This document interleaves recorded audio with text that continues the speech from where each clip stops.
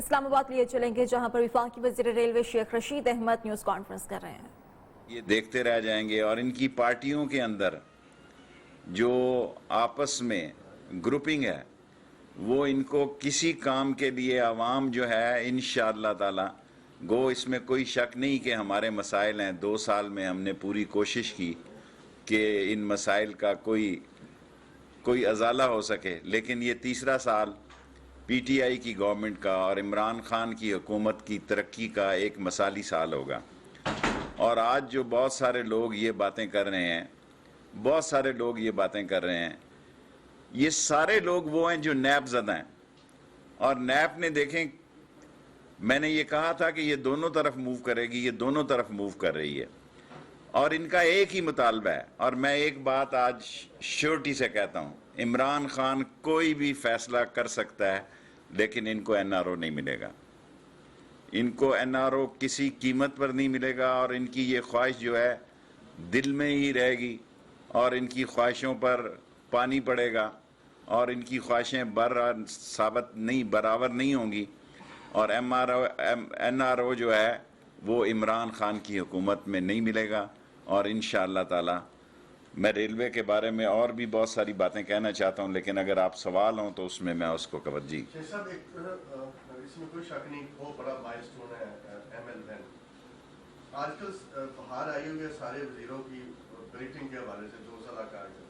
آپ سمجھتے ہیں کہ ایم ایل ون ہی آپ کی کارکردگی ہے ریلوے کے حوالے سے؟ اور دوسرا، آٹا چینی کے بغیر کس طرح سارے وزیر؟ دیکھیں، آٹا آج کل میٹنگ ہے ای سی سی کی، آٹا امپورٹ ہو رہا ہے، اس میں تجویز دوں گا کہ چینی کو بھی امپورٹ کریں. آپ 2 مین ایشو ہیں، آٹا اور چینی، اس کو حل کریں گے انشاءاللہ تعالی. اور کیونکہ جو چینل شروع ہوتا ہے وہ آٹا اور چینی کے بھاؤ سے شروع ہوتا ہے. آٹا کی کنٹینرز میرا خیال ہے آنے والے ہیں یا آ چکے ہیں، اس میں اوپر نیچے بھاؤ کے ساتھ. اور میں چینی کا بھی تجویز پیش کرنے لگا ہوں کہ اس کو بھی امپورٹ کیا جائے. ایم ایل ون کا جو منصوبہ ہے کتنے سال مکمل ہے؟ سر ہیں تو یہ 5 سال، لیکن اس کے 3 فیزز کیے ہیں. چین والے جو ہیں آپ کو پتا وہ جن ہیں. چین کے ساتھ امید ہے کہ اس کے افتتاح سے پہلے کوئی بڑی شخصیت بھی آئیں گی. ہم کوشش کریں گے کہ گراؤنڈ سرمنی جو ہے گراؤنڈ بریکنگ انہی کے ذریعے ہو. لیکن آپ یہ دیکھیں کہ کسی شخص نے، کسی حکومت نے اتنا بڑا پروجیکٹ لانچ نہیں کیا. ایک پتھر کو ان 2 سالوں میں ہم نے چائنیز کو بلا کے ایک برج کا، انڈر برج کا، اوور برج کا 3000 پھاٹک ہیں جو ختم ہونے جا رہے ہیں. 3000 پھاٹک ہیں جس میں کوئی 1500-1800 پھاٹک بغیر آدمیوں کے ہیں جو آگے رکشا یا چنچی ٹکراتے ہیں اور ریلوے کی بدنامی کا باعث بنتے ہیں. جی سوال کے دور سے پہلا تو یہ کہ جب بھی نواز شریف صاحب پھنسنے کی کوشش کرتے ہیں تو بھاگ جاتے ہیں. آج بھی اسلام آباد ہائی کورٹ میں انہوں نے جو درخواست دی تھی اپنی توشہ خانہ ریفرنس وہ بھی واپس لے لی. اور دوسرا یہ بتا دیں کہ جو سعودی عرب کے موقف میں تبدیلی آئی ہے عالمی چیف کے دورے کے بعد اسرائیل کے حوالے سے، اس کے بارے میں دیکھیں. سعودی عرب کے لیے عمران خان نے بڑی کھلی بات کی ہے کہ ان کے ہوتے ہوئے اسرائیل کو تسلیم نہیں کیا جا سکتا. اور انہوں نے اسرائیل کو فلسطین کے ساتھ نتھی کیا اور کہا کہ اگر ہم کبھی اسرائیل کے بارے میں سوچیں گے تو پھر کشمیر کا مسئلہ کہاں جائے. کوئی پاکستان کا مسلمان، بلکہ اپوزیشن بھی، میں سرکار کی بات نہیں کرتا، اپوزیشن بھی یہ جرت ہی نہیں کر سکتا کہ پاکستان جیسی ریاست مدینہ میں آپ اسرائیل کی بات کریں. اور سعودی عرب سے of course general Qamar Javed Bajwa صاحب وہاں گئے. اگر تھوڑی بہت کوئی تولا ماشا کی بات تھی وہ بھی ٹھیک ہوئی ہے. اور ہمارا سعودی عرب سے ہمارا ایک دل اور ہمارا سب کچھ وہاں ہے. اور سعودی عرب کی سلامتی اور سعودی عرب کے معاملات پاکستان کے معاملات ہیں، ان پہ کبھی حرف نہیں آ سکتا. اور دوسرے تعلقات ہمارے چین کے ہیں. چین نے ہر معاملے میں پاکستان کا ساتھ دیا ہے اور ہر سیزن کی دوستی ہے، ہر سیزن پہ پوری اتری ہے. اور ہمالیہ سے یہ بلند دوستی ہے اور پاکستان چین کے ساتھ دوستی میں بھی کبھی پیچھے نہیں ہوگا.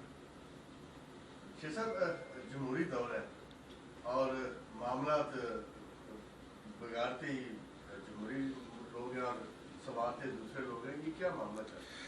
دیکھیں، جمہوریت میں ہم اور وہ ایک ہیں. یہ پہلی دفعہ جمہوری حکومت میں پاک فوج اور منتخب حکومت ایک لائن اور لینتھ پر ہے.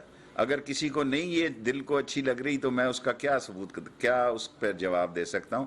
ایک سب سے اچھی بات ہے کہ منتخب حکومت اور پاک فوج کی آرمی اور پاک فوج کے جو چیف قمر جاوید باجوہ ایک لائن اور لینتھ پر ہیں، ایک سوچ ہے اور دونوں کٹھے چل رہے ہیں اور دونوں ملک کو آگے لے کر چلنا چاہتے ہیں. عمران خان بھی ملک کو آگے لے کر جانا چاہتے ہیں.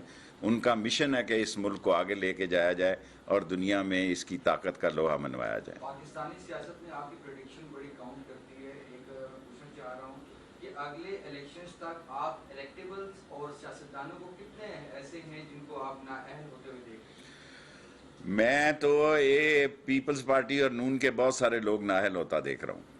اور حکومتی جماعت کے حکومتی جماعت میں اکا دکا کوئی ہوں گے اگر ہوں گے، ورنہ میں تو یہ ساری چیخ و پکار جو ہے یہ ان کو نظر آ رہا ہے کہ ہمارے اگر کیس ٹرائل ہوئے، خاص طور شہباز شریف اور حمزہ شہباز کا کیس میں سیریس دیکھ رہا ہوں. اور کسی نے نہیں پوچھا مریم صاحبہ سے کہ 1 سال آپ چپ کیوں رہی ہیں، کیونکہ ان کا ایک ہی مطالبہ تھا کہ لندن جانے دیا جائے. جب وہ مایوس ہو گئی کہ عمران خان کے دور میں لندن جانے کی گنجائش نہیں ہے تو پھر انہوں نے آ کے پتھراؤ کا جلوس نکالا اور پتھراؤ کا حملہ کیا اور بعد میں الٹے باس بریلی کو کہا کہ میری گاڑی کو پتھر مارا گیا. سارے ٹی وی چینلوں نے دکھایا کہ تھیلے بھرے ہوئے پتھروں کے وہ ساتھ لائے تھے.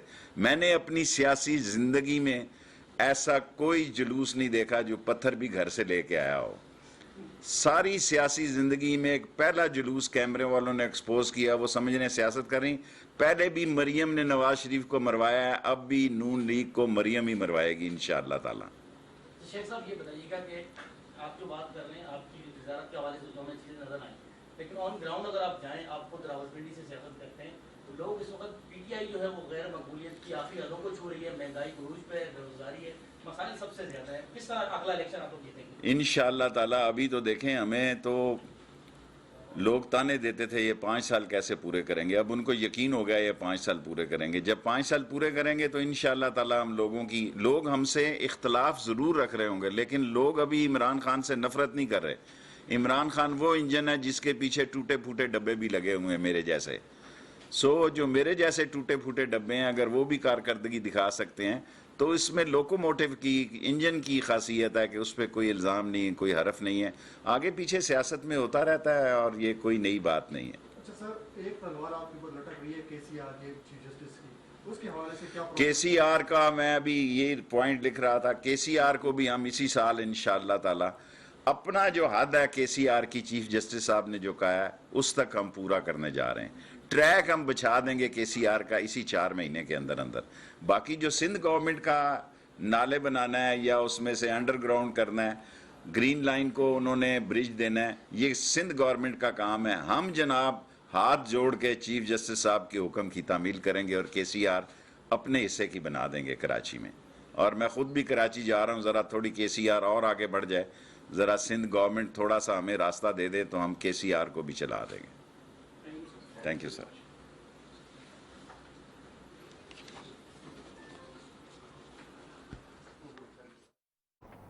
وزیر ریلوے شیخ رشید اسلام آباد میں پریس کانفرنس کر رہے ہیں. انہوں نے کہا کہ کوئی جرت نہیں کر سکتا کہ ریاست مدینہ جیسے پاکستان میں اسرائیل کی بات کرے. سعودی عرب کی سلامتی معاملات پاکستان کے معاملات ہیں، ان پر حرف نہیں آ سکتا. یہ بھی کہا کہ منتخب حکومت اور عسکری قیادت ایک لائن اور لینتھ پر ہے اور ایک ہی سوچ پر ہے. ہو گیا ہے جو انگریز نے ٹریک چھوڑا تھا اس سے بھی بہت کم ہو چکا ہے. پہلی دفعہ مین ٹریک بننے جا رہا ہے. شیخ صاحب، جو ریلوے کی زمینوں پہ جو قبضے ہوئے تھے جب آپ نے 400 ایکڑ زمین ہم نے خالی کرائی ہے. ایک مرلہ زمین کو کسی کو نہیں دیا.